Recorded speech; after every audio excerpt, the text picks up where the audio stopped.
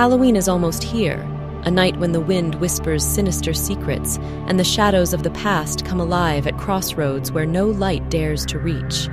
It's a time when we look into the dark corners of history to unveil their secrets and peer into a world filled with monsters and curses.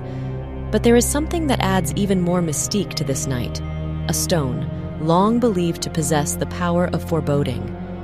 October is the month of the opal, and it is no coincidence that this gemstone is surrounded by many legends and superstitions. Opal, with its shimmering light and shifting colors, has fascinated people since ancient times. It was thought to be the stone of sorcerers and seers, capable of opening doors to realms hidden from mortal eyes. Yet, like all things mysterious, it inspired not only wonder, but fear. It was believed that opals held an unknown power, that their magical glow was the spark of otherworldly fire. Once, the opal was known as a cursed stone, bringing misfortune to those who dared to wear it. Tonight, I will share with you tales that are perfect for this night when the veil between worlds grows thin. These are stories of curses and tragedies tied to opals, stones so beautiful and perilous that they were called mirrors of darkness. Prepare yourself to discover what lies within this crystalline light when it flickers in the shadows. Before we begin, please support my channel by clicking the like and subscribe buttons. Thank you. Opals, stones that have been surrounded by mystical legends and superstitions since ancient times. Their magical, shimmering light captivated people, but also instilled fear.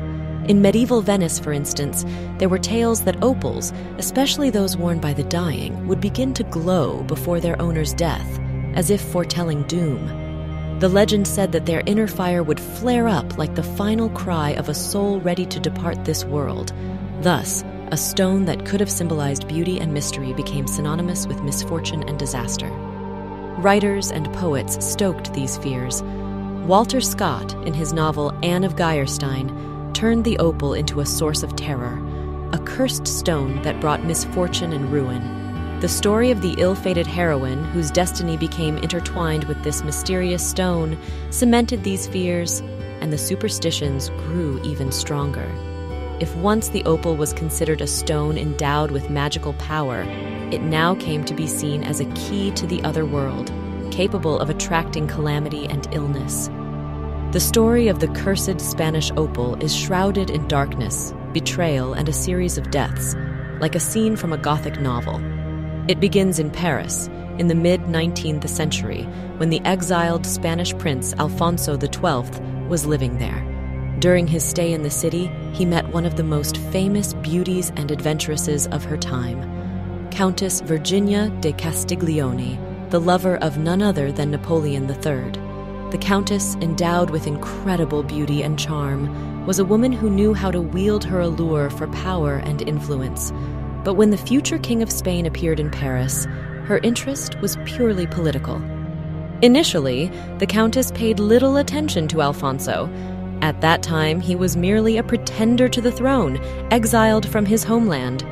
But when his chances of ascending the throne became clear, Virginia seized the opportunity to win his heart. Enchanted, Alfonso promised her a place at court and his royal favor if she followed him to Spain. However, once he was on the throne, he fell deeply in love with his first cousin, Princess Maria de las Mercedes of Orléans, and quickly forgot about his Parisian lover. In January 1878, Alfonso married Mercedes, and their union was celebrated with great pomp and splendor. But the scorned Countess Castiglione was not one to give up so easily. Offended and seeking revenge, she decided to send the king and his new queen a gift. A ring with a large opal, its sparkles shimmering in all the colors of the rainbow, as if mocking its recipients. She presented it as a wedding gift, a reminder of the friendship she once shared with Alfonso. Unaware of the curse, Alfonso showed the ring to his wife. The young Queen Mercedes, enchanted by its beauty, eagerly slipped the ring onto her finger. From that moment, her health began to deteriorate rapidly. No one could explain the cause of her illness, but within just a few months, she faded away, passing away in June 1878, shortly after her 18th birthday.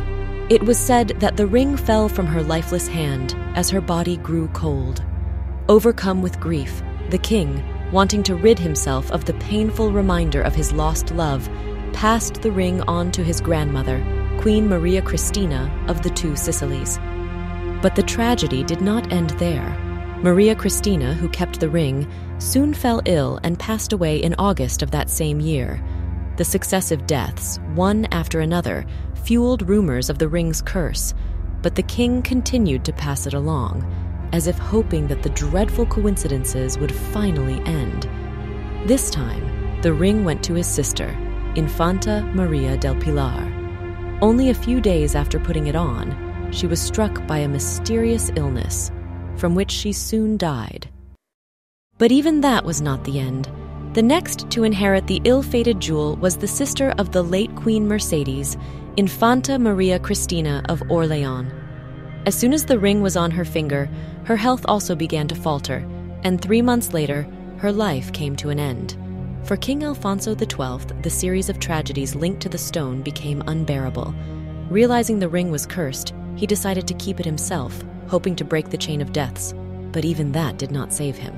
Shortly after he put it on, Alfonso, already suffering from tuberculosis, died from an attack of dysentery. After Alfonso's death, the ring passed into the hands of his widow, Queen Maria Cristina of Austria.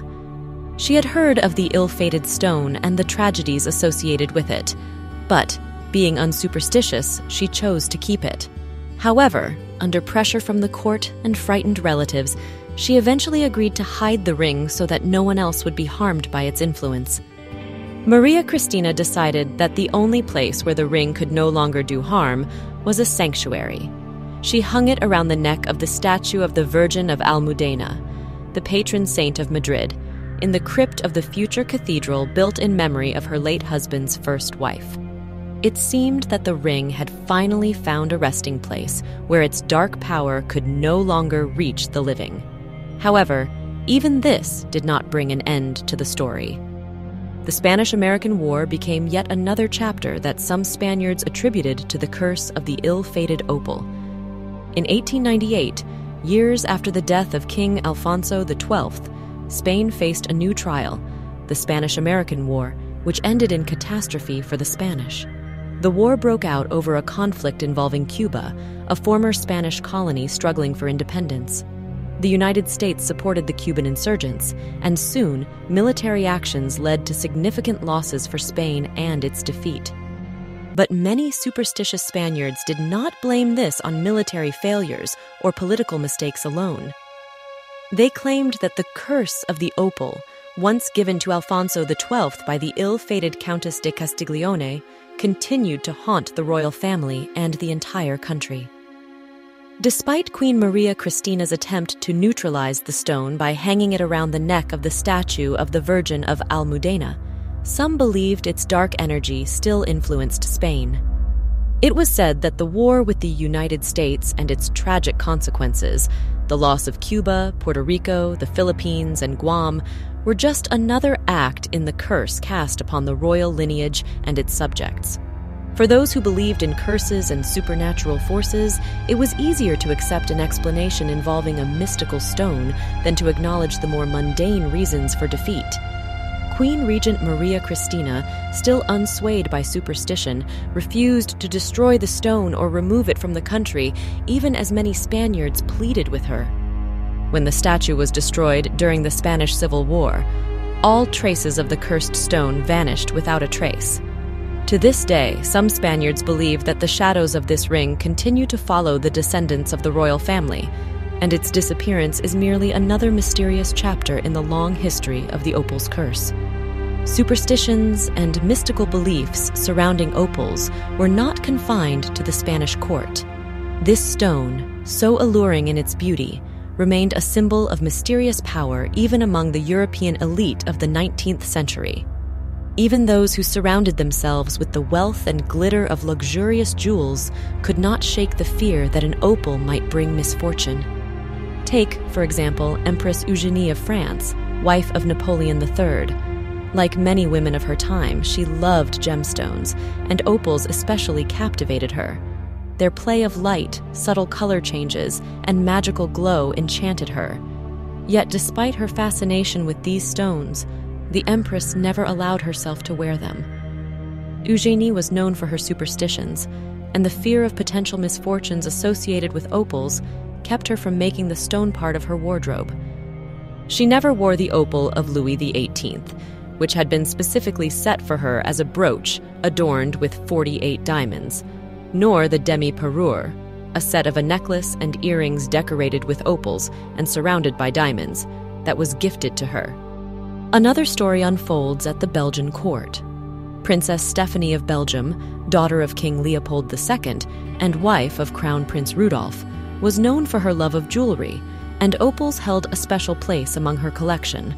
However, after a terrible tragedy, the suicide of her husband in Meyerling in 1889, her view of these gemstones changed.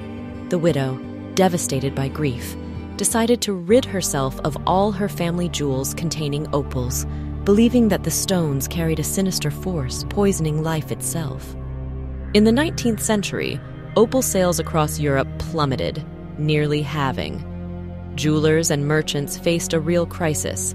Where once these stones were popular, buyers now began to avoid them, believing that jewelry set with opals could bring misfortune or even death. Stories of people disposing of their opals spread everywhere. One jeweler in New York explained that although he personally didn't believe in the unlucky reputation of the stone and was even willing to wear it alongside a diamond, the market had changed. People simply stopped buying opals. Women come back with rings and brooches that I sold them years ago and demand to exchange them for something else, he said, because, according to them, their cat has died, their children have had croup, or their neighbors expressed horror at their audacity in wearing a forbidden gem. To retain his loyal customers, he had to comply with their wishes and exchange opals for other, safer jewels. But the fear of opals reached such a height that some people resorted to extreme measures. One man from Brooklyn, who had suffered a financial collapse, blamed all his misfortunes on the opal set in his ring. Convinced that the stone had ruined his life, he took out the ring, removed the opal, and without hesitation, smashed it into pieces with a hatchet. People preferred to destroy the opal or sell it as quickly as possible just to rid themselves of the curse they believed it carried. Another similar story, which occurred at the Place de l'Opéra in Paris, appeared in the newspapers and became a topic of discussion in various circles. Late one evening, as passers-by hurried to seek shelter from the rain, a young shopgirl was crossing the square. She paused on the traffic island, waiting for the flow of carriages and vehicles to pass. Suddenly, an elegantly dressed lady, wrapped in luxurious fabrics and adorned with jewels, appeared beside her. However, her face was unnaturally pale, and her eyes showed not fear, but despair. Without saying a word, the lady removed a ring with a large opal, its colors glistening and shifting in the streetlight's glow, and placed it in the hand of the astonished shopgirl. "Take this and do with it as you will," she said before vanishing into the crowd. The shopgirl, stunned by such a strange gift, could not believe her luck. It seemed to her like a sign of fortune. The ring looked expensive and exquisite. She rushed to the nearest jewelry store, intending to sell it and earn at least some money. However, instead of leaving with cash, she found herself in a police station, accused of theft. The jeweler, suspecting that such a precious item could not belong to a simple shopgirl, called the police. In court, the girl desperately told her story, but no one believed her. The situation seemed hopeless until one of the newspapers published an ad calling for the mysterious lady to confirm the girl's words and thus save her from prison. To everyone's surprise, the lady responded. When she finally appeared in court, her words shocked all present. She confirmed that she had given the ring to the shopgirl of her own free will. The reason for her action was her belief in the curse of the opal. She explained that the ring had brought her a series of misfortunes, illnesses, deaths of loved ones, and a constant sense of being pursued.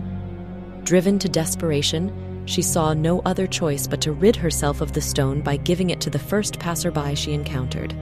The judges, baffled, were forced to release the shopgirl, acknowledging her innocence. "I hope my stories didn't frighten you too much, for there's no need to blame the opal for all these sinister coincidences.